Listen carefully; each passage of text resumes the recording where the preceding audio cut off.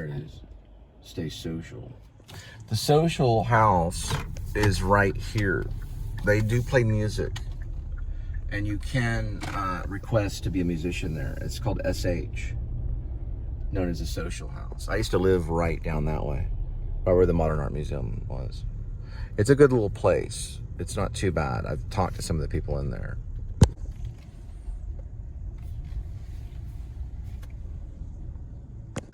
.9. This is the center of the art world. This is the center. This is right here on Staten Museum Way. Hop Daddy's there. Tom Thumb's there. It's a famous Tom Thumb. There's West 7th Street. It's not Hollywood. This is the center of the art world. This is where Andy Warhol would have came. He would have hung out at that park and droned people all day long. This is West 7th Street. There are about 5 different theaters that are probably the most important theaters in the world, starting with Stage West, Hip Pocket Theater, Circle Theater, Casa Manana,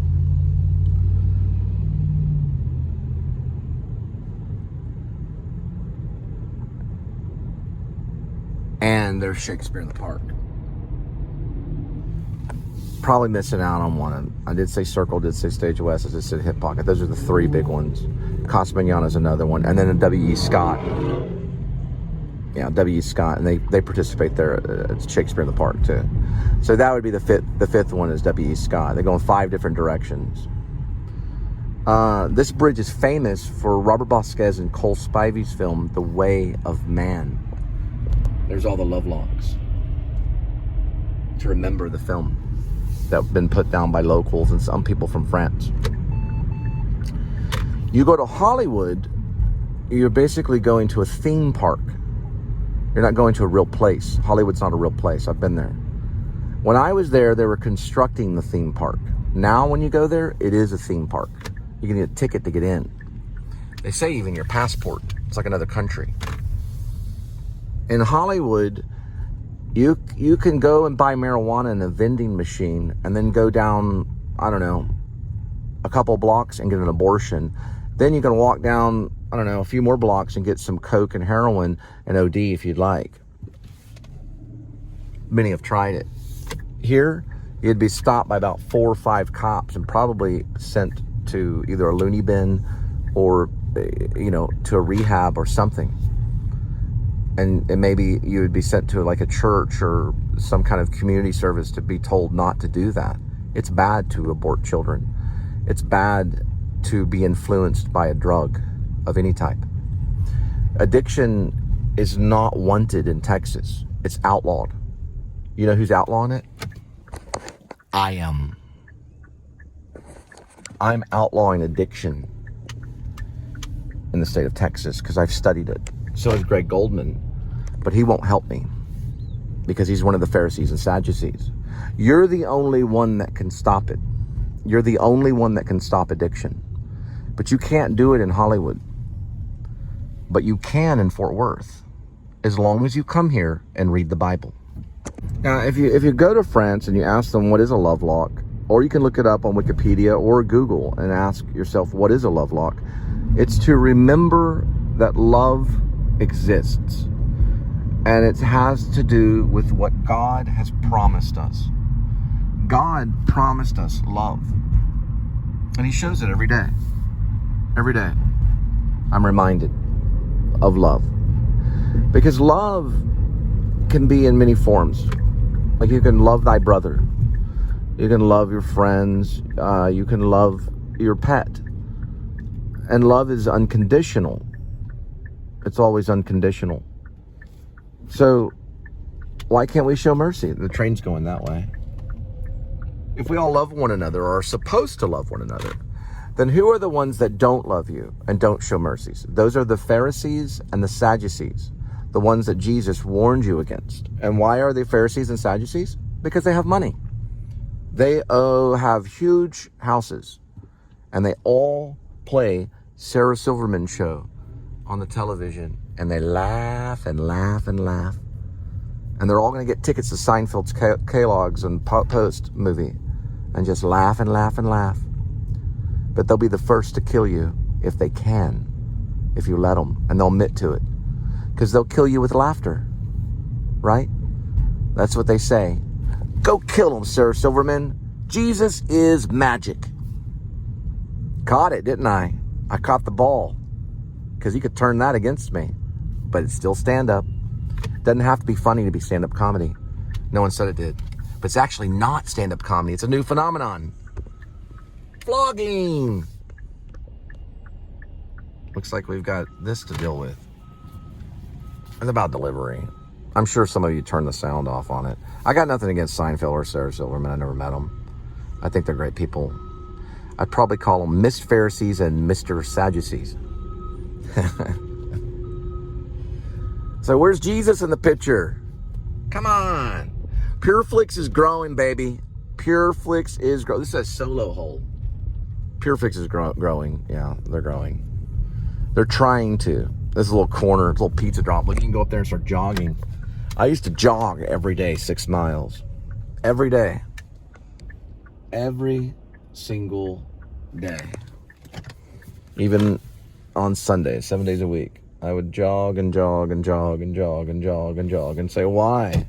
How much more can I jog? That's all I did in New York City at the Actor Studio. I jogged. I jogged my way in there, actually ran into there. I jogged in there. There it is, behind the little thing. And the skies.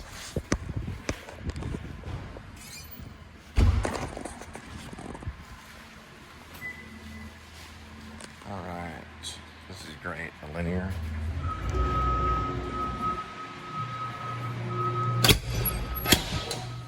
That'll probably be a letter on that. Hey, could you do me a favor?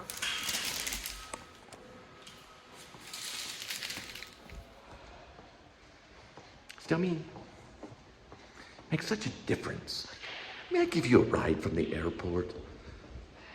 Well, sure. Well, I have Mario Capullo standing there with his hunting rifle. Sure, give me a ride. How about this pizza? And this. And that. Oh, this is great. It's funny.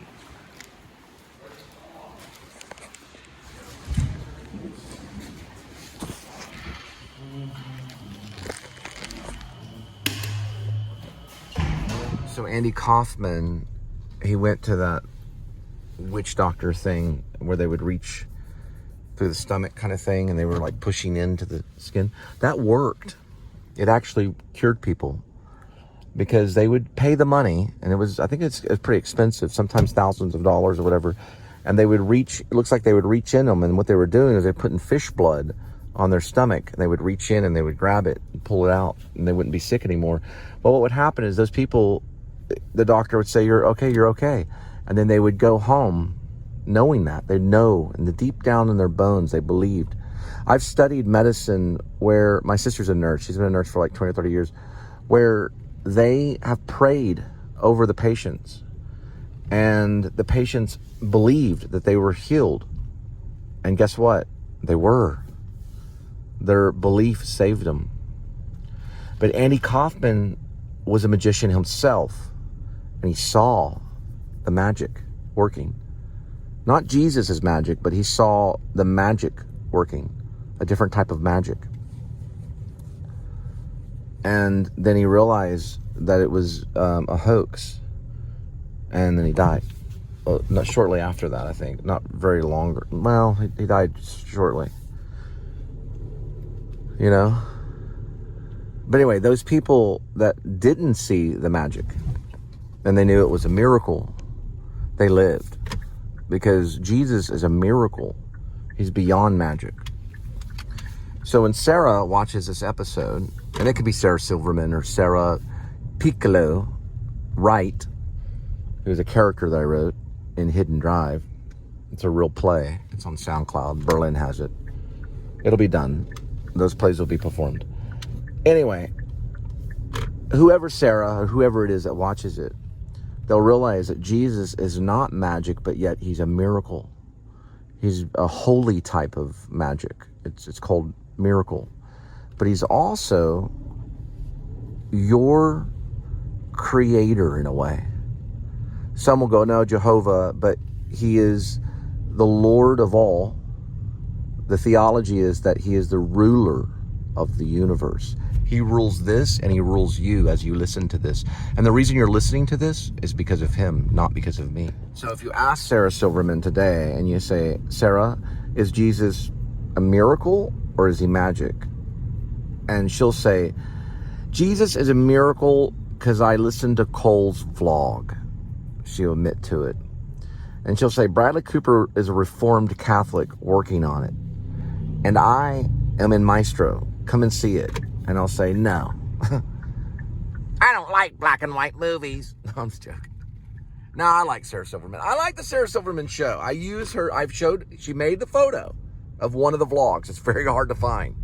I couldn't find it in a million years. She made the photo. I put a photo of Sarah Silverman in my show.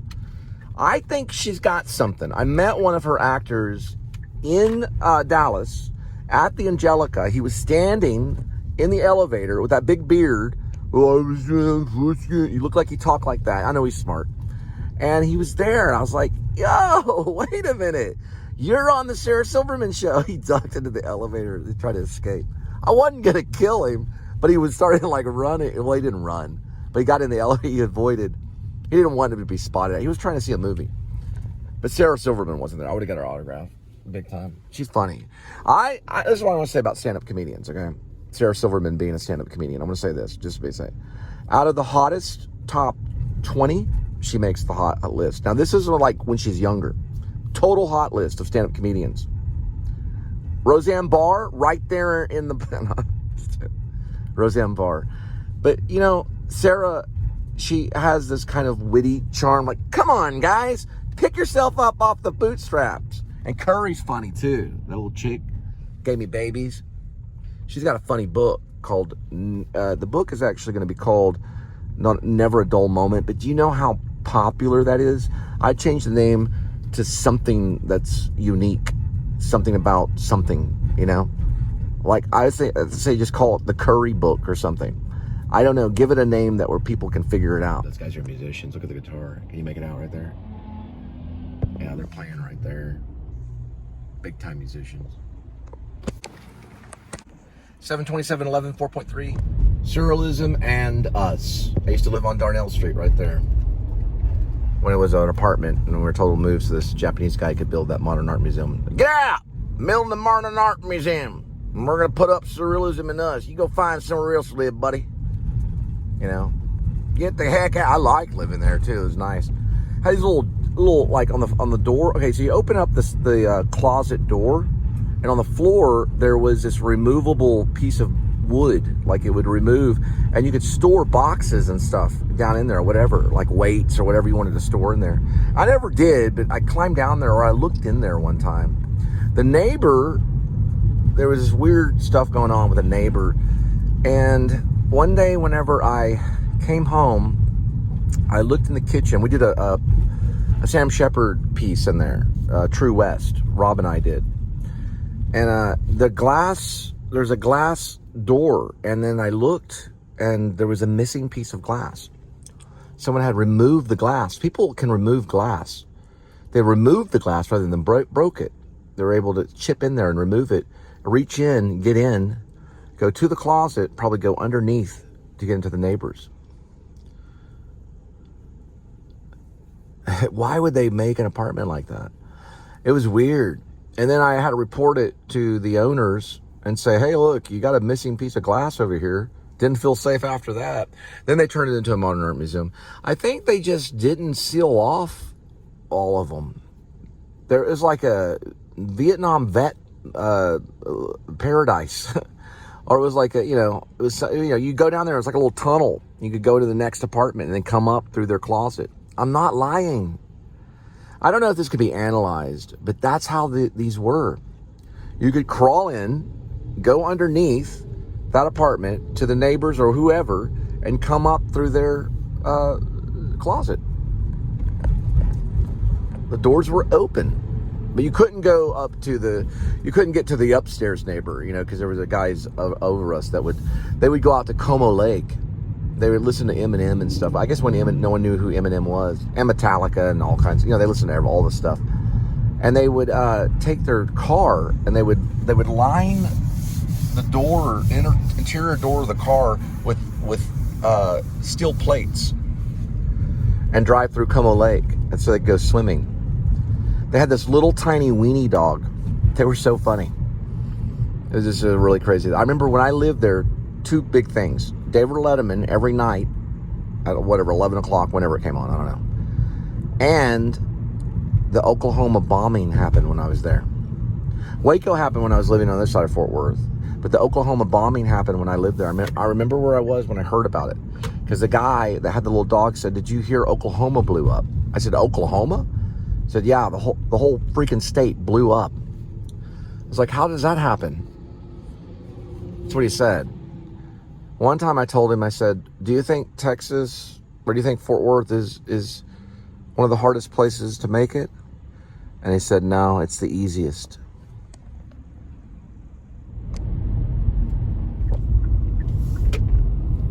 Trinity River, right by the zoo. Fort Worth people were like, "Oh, I like watching this because I used to live there." This is Predators. It's at the Fort Worth Zoo. What's going on right now? I took my son to see the lion, the white lion. They removed them and then brought them back. So the lions are back. There's the iguana. They put hats on it and stuff. It's an iguana. It's a Fort Worth Zoo. It's the best zoo in the world. I promise you it is. It is the best zoo in the world. Because people have like changed their life because of that zoo. They've dedicated it so much. That zoo is amazing. Now there's something that made national news. There was a lady. She was trying to feed a gorilla, a silverback gorilla. And it got loose. And she was in there and then there was prayer. So these kids that were watching prayed for her. And she did the right thing and went into this little alcove and shut the door. The gorilla remained still. It could kill her in one little grab. And then her friend came out to sacrifice her life for her friend. So her friend walked out to offer up her life so her friend could live. Because it's only a matter of seconds the gorilla could kill her. When her friend walked out, something happened and her friend ran back. So her friend would run back. And they both lived. Everything was put into place. So she said, "No, take me instead." So the gorilla would go after her and their friend would be able to run back. That's bravery. It really happened. It's on YouTube. And it's a sign of true sacrifice. Now, why the silverback was released, we don't know. That'll have to be analyzed. Possible there could be some issues with that. That doesn't happen. People don't make those types of mistakes. They don't release a wild animal on someone. Now, they used to do it to the Christians. They would release lions to the Christians, and they would have to face the lion. It wasn't Jordan the lion, but it was a lion. Look at this right here. They weren't lying, like you ain't telling the truth. Look at this, Texas Christian University, founded in 1873. Right there. They'd bring me by here. I was a manager here at Einstein Bagels. And then these two guys from Sodom and Gomorrah came in with badges. So I took off. Said, "You can't even have my daughter. You can't have anybody." And they left. They're parked right there. They're no longer officers of the law. Sorry about that. Now they're teachers. They can go be teachers. They get jobs at Kroger, make about the same. Actually, a manager or an owner, well, I'd say an owner, they make millions, but a manager at Kroger, they do about $120,000 a year. And they get to serve people food rather than bullets. McDonald's right here. Those guys, they make $90,000 a year that manage a McDonald's. 95,000, maybe even 100 that manage a McDonald's. McDonald's makes crazy money. They're like driving drug dealer vehicles. If you're a drug dealer in Texas, which is a different country, U.S. Marshals will come to your door. They will take you away. Because drug dealers don't make the right decision about certain things. They make the wrong decision. In California, they make them principals of the high school. You see? Now, in California, I had to retake some tests to be a substitute, right? At the time, I was eating soy, like straight up. Anyway, I did graduate from the University of North Texas, just to let you know. I have a bachelor's in theater arts, emphasis acting. I also have an emphasis in grad school at the New School University, Actor Studio Drama School, in acting. Yeah, I was going to get an MFA in acting. You can't get a doctorate in acting, but you can get it in theater history, in the theater historical aspect of things. That we know how to put on a clown nose, put on some makeup, call ourselves, and make people laugh, right? One of my favorite shows is Talk Radio. It's a guy named Oliver Stone, Eric Bogosian, the genius that wrote all these plays and acted them out for Broadway. They cast him in the lead role of Barry. They call him Bear in it. He was the DJ disc jockey that was killed by Zion, some crazy something. I don't even know who was killed by. He was killed by crazy people, the submachine gun, trying to get to the DJ studio. And they drove up on him because he insulted them on the air. He would make fun of rednecks, and the rednecks killed him. They murdered him right next to his VW Bug. It's one of my favorite movies. It's your show, Bear. Nothing but air. This is that one. That's 37. I missed it. Sorry about that. I waste like a 1,000.1 cent percent or cent of gas or whatever it means. Whatever the joke is about. 0.0001% of gas or something on this little turn right here. You got an electric car, you can go for like 9 hours or something, as long as it's a 5-mile radius. Then you have to charge at the end of the night, just like your freaking phone. You don't need to touch the gas. You save thousands of dollars, especially in delivery. In California in 2030, you'll have to have an electric car to get around by law.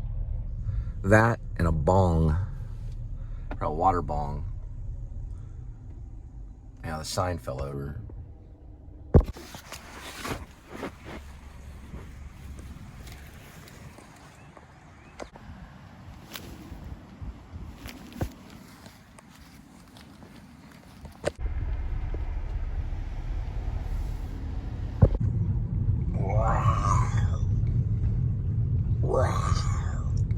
Hey, over there, mural of Sam Elliott. No lie.